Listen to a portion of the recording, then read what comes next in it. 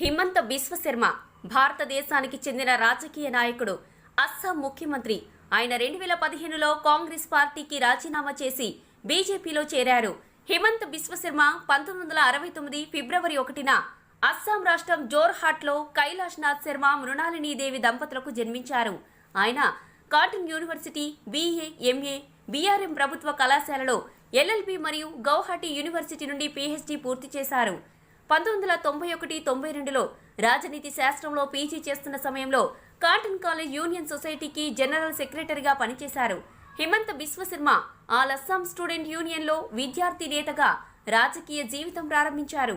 ఆయనను 1996లో అప్పటి ముఖ్యమంత్రి హితేశ్వర్ సైకియా కాంగ్రెస్ పార్టీలోకి ఆహ్వానించారు. ఆయన 2001లో జలక్బరి అసెంబ్లీ స్థానం నుంచి పోటీ చేసి బ్రీకు పుకార్లో గెలిచారు. తర్వాత వరుసగా 2006, 2011, 2016 ఎన్నికల్లో గెలిచారు.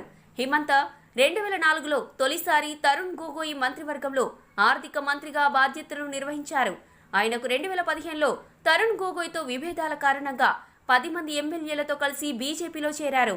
హిమంత 2021లో జరిగిన అసెంబ్లీ ఎన్నికల్లో గెలిచి 2021 మే 10న ముఖ్యమంత్రిగా బాధ్యతలు చేపట్టారు.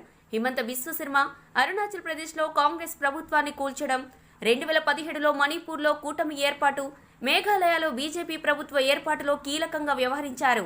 నాగాలాండ్లో BJP, Naga People's Front, National Democratic Progressive పార్టీలతో కూటమిని ఏర్పాటు చేయడంలో ముఖ్య పాత్ర పోషించారు.